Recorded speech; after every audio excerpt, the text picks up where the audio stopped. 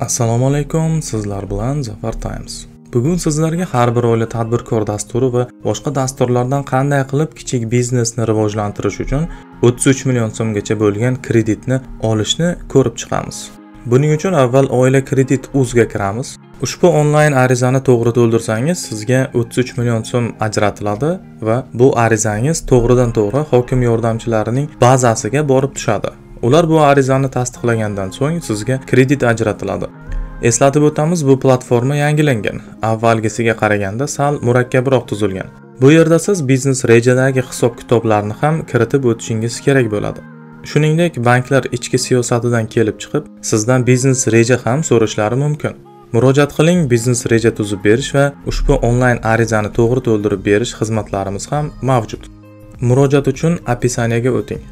Agar ro'yxatdan o'tishga qiynalsangiz, siz biz bilan bog'laning. Kommentariyada kontakt qoldiramiz. Videoni boshlashdan oldin kichik mehnatimizni qadrlagan holda like bosishni unutmang. Tayyormisiz? Unda boshladik. Oila kredit uz veb-saytiga kiramiz va arizani yuborish tugmasini bosamiz. So'ng yangi forma ochiladi. Bu formada biz jismoniy shaxsni tanlashimiz kerak. Jismoniy shaxsning pasport yoki ID raqami va tug'ilgan sanasini kiritamiz. Tug'ilgan sana va pasport seriya raqamlari bir-biriga to'g'ri kelgandan so'ng tizim bazasidan avtomatik tarzda ism-familiya sharifini chiqarib beradi.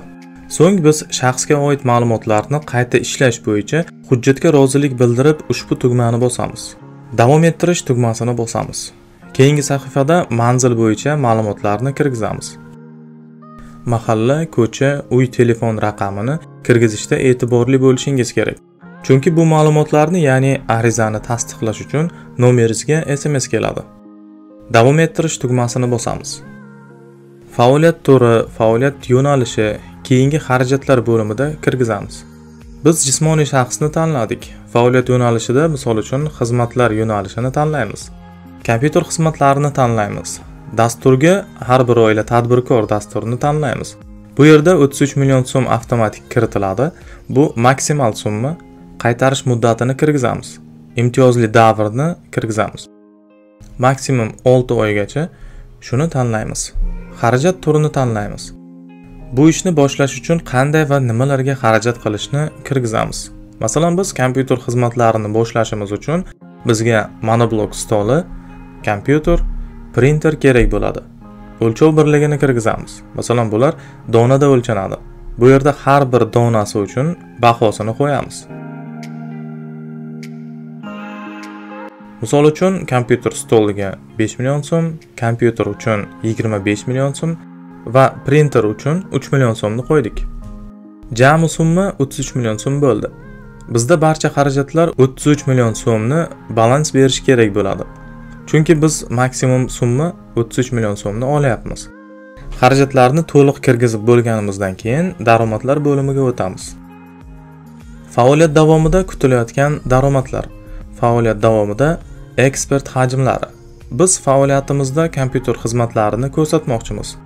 O'lchov birligi boshqani belgilaymiz. Masalan, 7200 ta xizmat ko'rsatsak, o'rtacha 1 yilda 60 million so'm daromad qilamiz. Ikkinchi yilda 3200 ta xizmat ko'rsatishni bajarsak, 64 million so'm o'rtacha daromad qilamiz. 3 yilda 3365 ta xizmat ko'rsatish ishlarini bajarsak, 67 million 300 ming so'm daromad qilamiz. Bu yerda moliyaviy ko'rsatkichlar avtomatik tarzda sizga hisoblab beradi.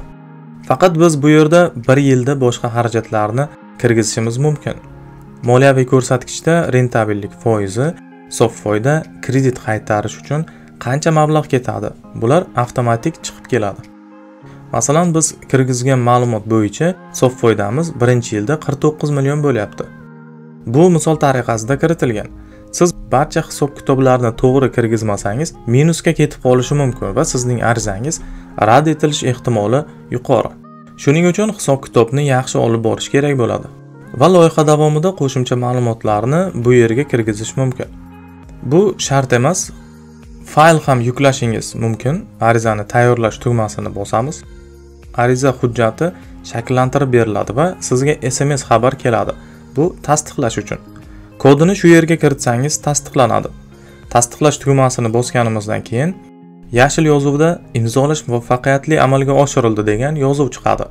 Tasdiqlandi deb chiqadi. Bu arizani qizil yozuvni bosib bekor qilish mumkin. Men ariza berganimda SMS 24 dan xabar keldi. Mazmuni sizning 366-657 sonli arizangiz Scoring tomonidan rad etildi deb. Ushbu linkka kirib ko'ramiz.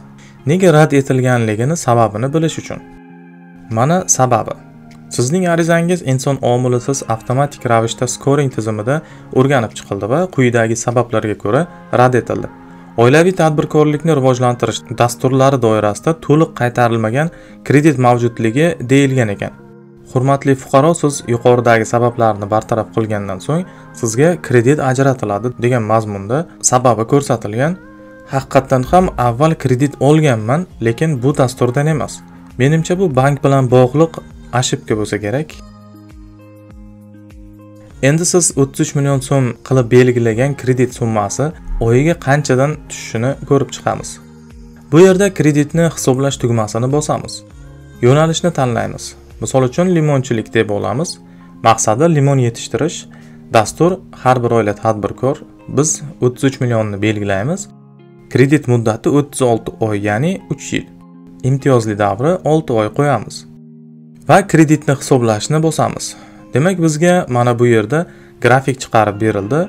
6 oy imtiyozli davr borligi uchun birinchi oy 189 ming, ikkinchi va 6-chi oylargacha 390 ming so'm atrofida to'lar ekanmiz va qolgan oylarda 1,5 million so'mdan pasayish tartibida to'lanib ketiladi. Oxirgi 36-oyda esa 1,111 ming so'm bilan to'lovni yakunlaymiz. Murojaat qiling, biznes reja tuzib berish va ushbu onlayn arizani to'g'ri to'ldirib berish xizmatlarimiz ham mavjud. Video sizga foydali bo'lgan bo'lsa, obuna bo'lib, like bosishni unutmang. Hammaga rahmat.